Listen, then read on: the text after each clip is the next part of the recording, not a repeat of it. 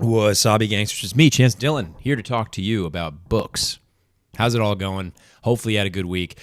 Let's get into my reading. We're going to start right off with Dust of Dreams. We're at page 480 of Dust of Dreams. Okay, that is some ground for me. We're, I believe, in the middle of chapter 10. And again, still thoroughly enjoying this one. We're in the 9th book in a series, so I'm going to try and not spoil anything for you guys. Just know that everything up to this point is really starting to build up. I don't want to say build up momentum because that feels like the pace is starting to pick up, which is maybe a silly word to use. But I do feel like where we are at currently in the story, we're setting up for this big, much bigger convergence. And I'm starting to see the pieces come together quite a bit. And it is very fun to be on this ride with these characters, especially there's a select few groups in particular that I really enjoy being with. And it's really cool to see some of the others and get like a different perspective than we've had in this story so far, which we are getting in this book. So that's been really fun so far. All right, that is Dust of Dreams. Now, also, I read a chapter in A Sound of Starfall, which I think there's 2 more left. Scott Palmer's writing is very immersive, very... it reminded me a lot of, I read Night of Knives by Ian C. Esselmont, and it reminded me of that very like atmospheric writing, and it was so immersive and so beautifully written. The one chapter that I read in this so far, I can't really actually wait to finish the story, and I think it's gonna be really cool to see where this, how this takes me into the series when I begin reading it, which I believe it is the Last Ballad, which is, again, come on, if we're talking about a series name, like the Last Ballad, that's epic, epic of epic. So I'm really enjoying this so far. I can't wait to see where this goes. You guys will get an update on that hopefully next week. We'll finish it by then. I also read the Adamom short story that was on Christopher Ruocchio's Patreon. Got me hungry for some Conan the Barbarian, which I'll get to in a little bit. But I was very, very that Adamom short story. It just shows the, I'm going to use the word flexibility that Christopher Ruocchio has in terms of his ability to write. And you can tell that he's like so passionate about everything that he sits down to write. And it's so cool to see. It's a quick read. It took me like, I think 30 to 45 minutes to read the short story, and it was very, very good. I highly recommend it. I think you can find it for free on his Patreon. I'm not 100% sure on that. I can't because I think I'm a member of it. But yeah, it's an incredible, incredible short story, which got me hungry for reading Conan the Barbarian. And as it turns out, the Book Street Boys Discord, you can find in the description below, they are doing a short story a week from the Conan series. So I think I'm going to read it this weekend, and I think we're going to have some discussions. I don't know if they'll be live or recorded or just over on the Discord, so go ahead and join along if you'd like. The Book Street Boys Discord, you have a super interactive community over there. Everybody really loves talking about books and about their favorite books, and it's really cool to kind of get new inspiration in terms of what to read. So please go join I think it's a group read, and I'm very excited to pick this up, especially after getting a taste of Adamon, which Christopher Ruocchio gave us. And then I have a couple nonfiction books that I'm going to get into here. I haven't read Berserk in a little while. I know I've said that I'm going to get back into it. I am. I feel like I should probably do that this weekend as well with Sound of Starfall and Conan. That way I can get some things done, knocked off the list, and really back into reading a little bit as we kind of hit a different editing phase for my series, Mercy, with... I'll get to that later. Usually I do a writing update at the end of these videos, so I'm talking about the reading first. I'll get into the writing later. So there's a few nonfiction books I'm intent on reading this year, and I set my intention on reading them like over the course of this past year, but I really wasn't chipping away. I wasn't eating the elephant one bite at a time. So this year I'm really intent on it. I'm going to read The Art of Language Invention by David J. Peterson. That is one that I'm going to pick up and read. I have had it for quite a bit, and it's something that I know I need to get into just in terms of more research, in terms of building my world, and as it expands and as Mercy grows, I really want to kind of dive in and sharpen the blade, per se. And same thing goes for The Dawn of Everything, A New History of Humanity by David Graeber, hopefully I'm saying that right, and David Wengrow. This is another one recommended by the doctor of fantasy, Philip Chase, also the author of the Edan Trilogy. The Dawn of Everything is one that he put on my radar last year in 2024, actually going into 2025, and it is one that I intend on reading this year. Again, biting the elephant taking a bite of one bite of an elephant. Anyways, you get what I'm saying. It's a big elephant. Got to eat it. I don't eat elephants, by the way. Let me make that a very clear disclaimer here. I've never had elephant. I don't know what it tastes like. That's probably a good thing. Anyways, let's move on. We have Mercy, Ill is the Fate.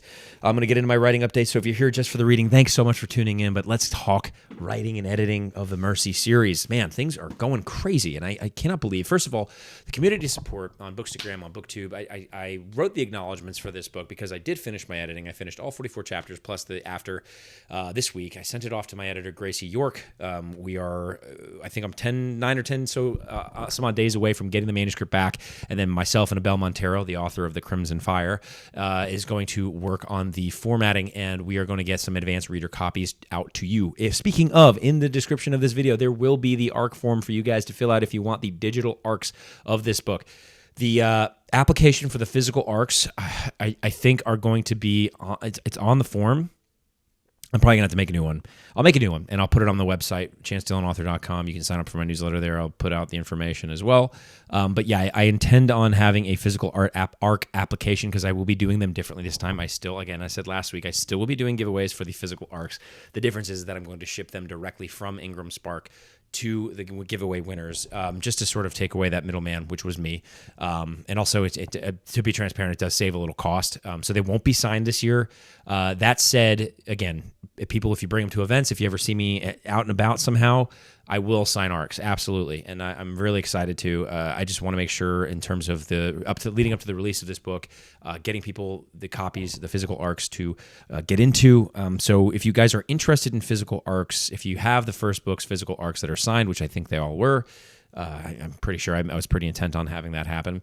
Let me know. Let me know in the comments below. Let me, reach out to me on Instagram, and I will do my best to get an application out to everybody as soon as I can for that. As far as like the book, the digital ARC being up on NetGalley for the second book, the first book was an open digital ARC for everybody through NetGalley, through whatever. I'm gonna put an approval process in this phase and just test that out and see how that feels.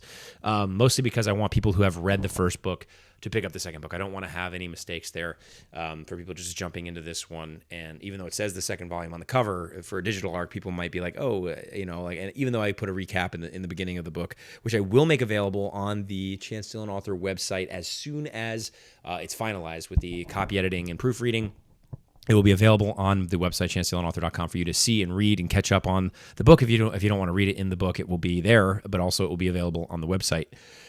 So, yeah, we made it through the developmental edits successfully. I think we have our test readers reading it right now, and I'm so excited for the feedback that we're getting. What needs to be constructive is constructive, and seeing the difference of book one's reception from a test reader to book two's reception of a test reader, it's getting me very, very excited. It means so much to me. Obviously, it's a story that I wanted to read, and it's a story that I'm telling. And it is just so absolutely bizarre to see. I knew I was growing. I knew I was growing as a writer, but to hear it and to get some sort of tangible evidence of that, it's crazy. It's absolutely insane, and I cannot believe it. I cannot believe it so far.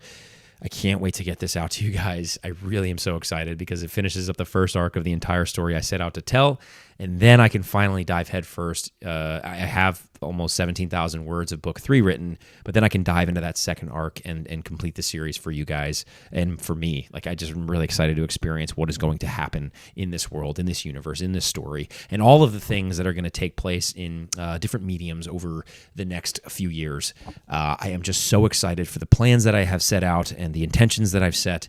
And man, I cannot say it enough. I am just so excited for this world to grow, and I'm so excited for you guys to experience. For those of you out there who have, I'm so grateful that you have. Your reviews have helped tremendously over on Amazon and over on Goodreads. If you are a member of my newsletter, thank you. If you aren't, go and sign up. You get a free the first. I think it's the first. Technically, it's the prologue and the before, I call it, and chapter 1, which is 4 total chapters of work, which is roughly 50 some odd, I think 35 to 50 some odd pages. If you add the short story that you also get, the Blood Rebellion short story that takes place before the events of book 1.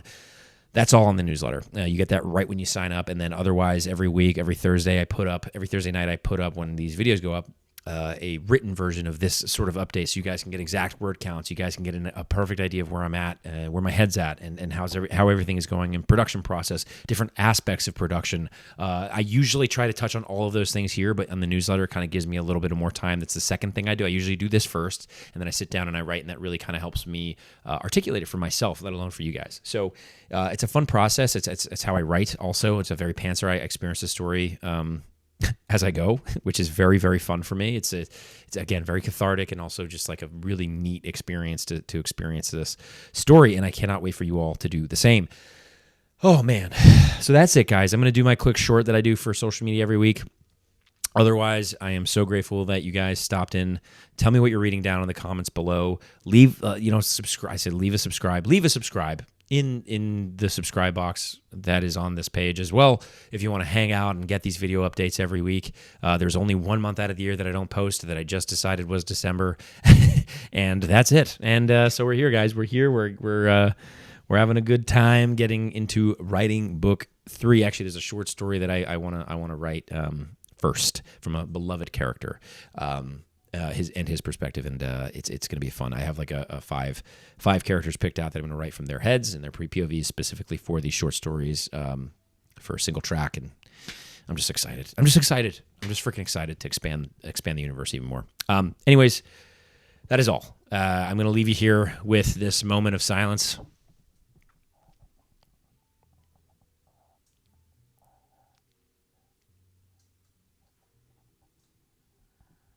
If you didn't fast forward, if you fast forwarded, be honest. If you didn't fast forward, instead of egg this week, we're going to say tomato.